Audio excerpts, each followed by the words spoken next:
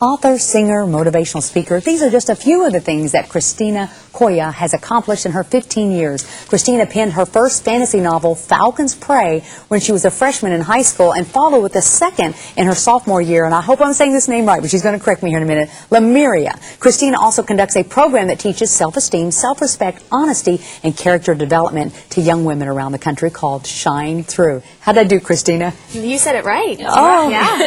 You know, how exciting at such a young age to actually, because you were like a freshman and you write your first novel. Tell us a little bit about your story.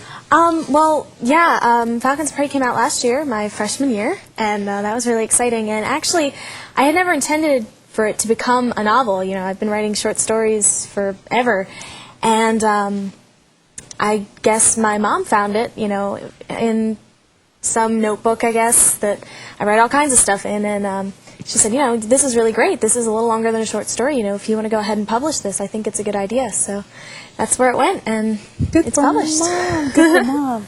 Well, you know, I'm always, every time I meet a young person who is really so exceptional like yourself, you're an honors student, you're a writer, you know, you sing, you act, you do so much. I'm always curious about what your upbringing was like. What do you think contributed to the young woman that you are today? I had a lot of support from my mom. I mean, she was always there for me. No matter what I wanted to do, you know, she was there for me as long as she thought that it would be rewarding to me and I would enjoy it. As long as I knew it was what I wanted to do and I had my heart into it, she was definitely going to go for it, which is, you know, why she decided, you want to go ahead and get this published, you know, go ahead. What made you decide to become a writer? You know what? I've loved reading, and I guess by reading, I started to love writing, and it never crossed my mind to get any of this published until, you know, my mom brought it up, and then I said, sure, and now I absolutely love doing it. Mom is so great. And Mom is here, too. And Mom's here, too, yes. So, what are your books about? They're fantasy novels for middle school girls, and they're pretty fast, easy reads. They're about 100 pages, and good for book reports. That's what I've heard. Oh, yeah. And they both have a message about self-esteem, becoming who you want to be, self-honesty, trusting in yourself and believing in yourself. Now, you also have a wonderful program that you go through to many schools and even Girl Scouts that you teach, and it's called Shine Through. Mm-hmm. And so tell us a little bit more about it, because I'm really very curious about it. Having a daughter in middle school myself, it can be a very, very tough age. So what's it all about? Shine Through is a motivational presentation, and I go around middle schools, as you said, and girls groups like Girl Scouts, and it's a PowerPoint presentation, but it's very interactive. It actually started from Falcon's Prey when I first released the novel. I went around to schools and talked about the novel and writing and fantasy books and things like that, and it kind of got boring, so I thought that if I took a few examples from the book that represented positive values, things that showed the main character gaining her self-esteem, and put them into a program that taught middle schoolers to gain their self-esteem in their everyday challenges, their adventures in their life, and made it really interactive, it would really benefit middle schoolers more. Right. What challenges do you see middle schoolers facing? You seem to have a heart for them. When I was in middle school, all this, I was writing Falcon's Prey. I mean, I think that's when I started, and I was just observing people starting to put on what I call masks, and that's not being themselves, choosing to become someone else instead of taking the incentive to become themselves. And it could be anything as simple as what you put on your tray at lunch to what sport you play to, you know, extreme things. And if you can take off your mask, you can become a better person, you can shine through, and you can have that self-esteem. So I think that in middle school, it's definitely when you start putting on that mask. What caused you to go through middle school without doing that? Because it is a very, the peer pressure is unbelievable. But you didn't do that. So what caused you not to? I think that my writing definitely helped me a lot. And Falcon's Prey was, as I said, written during middle school. And I think, I mean, something as simple as me taking a math test. I would make the character in my novel fight a dragon. You know, it helped me overcome that. Peer pressure and everything. I would make that character in my book overcome some big obstacle, find her self-esteem, and I think that helped me find my own self-esteem. What role does faith play in all of this? Faith is definitely a big part of it should be a huge part of whatever you do, and you should really incorporate it. I know that I definitely rely a lot on my faith, and you know, all the good things that I plan to do in my life, that I'm trying to do in my life, are definitely based on faith.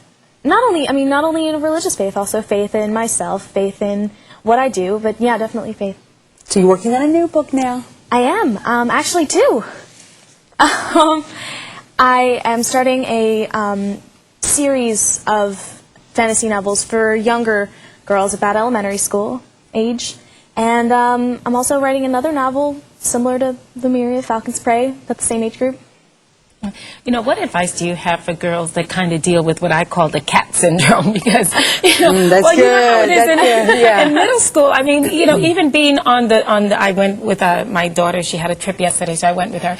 And even hearing how girls kind of talk about each other and treat each other, Yeah. you know, it's really disheartening. I remember being in middle school and going through that. So what advice do you have for girls to kind of, you know, get them to stop doing that to one another? You definitely need to have your own self-esteem, to believe in yourself, and you can do that by just taking off that mask and looking around and saying, you know, this is what I want to do with my life, this is who I am, and following that, you can become a better person. And, you know, if you can find a goal in your life and pursue it, keep imagining yourself achieving that goal, keep dreaming about having that, and, you know, always follow your heart toward whatever you want to do, and you'll definitely achieve it, and you'll be able to shine through. You know, in your book, Falcon's Prey, what's interesting is your main character, without giving away too much in the book, she gets beyond self-esteem and self, where she begins to have this desire to reach out and save. So at some point, is that part of this process that we can look at ourselves, but yet there was a maturity in your writing where your character gets beyond self to pouring out for others? When you can learn, definitely, when you can learn to be yourself and, you know, spread a positive message, other people can take that positive message, and you might not even realize that you're helping someone else by being a positive role model in their life. So you're so strong. You know, really what I see is a very, very strong young woman. Thank you. Do you find that sometimes difficult, because you are in high school, another difficult stage in life, and in public school as well, and you know, sometimes we hear different things about what goes on in public schools. How do you do it? Do you find it difficult sometimes on a day-to-day basis? There are so many negative influences, I mean, especially in high school, as you said, and sometimes it can be really hard to overcome them, but you know, I'm still learning to shine through. I don't think you ever find that point in your life where you're saying, okay, I am who I want to be, because you're always changing and you're always growing, and I'm definitely trying to continue to shine through, and you know, every time I'm faced with something, I try to overcome it by just being myself and seeing what's more important, you know, where I want to be in my life, or you know, what's happening now, that negative influence.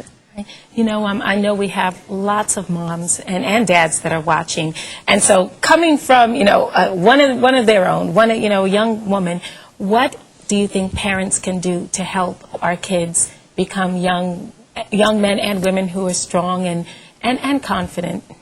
You know, it's always a wonderful thing to support, you know, kids. I know my mom, huge support system, and you know, catching things ahead of time, you know, we'll say, oh, come on, you know, I don't want to listen to this, but we still hear you even if you say it, you know. We might grumble about it, moan about it, but we still hear you, so. What's your mom's name?